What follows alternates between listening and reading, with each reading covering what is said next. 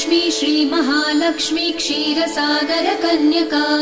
उत्तिष्ठ हरिसम्प्रीते भक्तानां भाग्यदायिनी श्रीलक्ष्मी श्रीमहालक्ष्मी क्षीरसागर कन्यका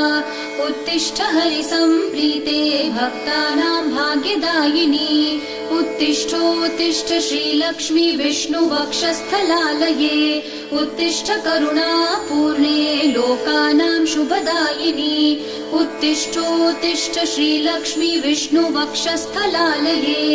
उत्तिष्ठ करुणापूर्णे लोकानां शुभदायिनी श्रीपद्ममध्यवसिते वरपद्मनेत्रे श्रीपद्महस्तचिरपूजित पद्मपादे श्रीपद्मजात जननी शुभपद्मवक्त्रे श्रीलक्ष्मी भक्तवरदे तव सुप्रभातम्।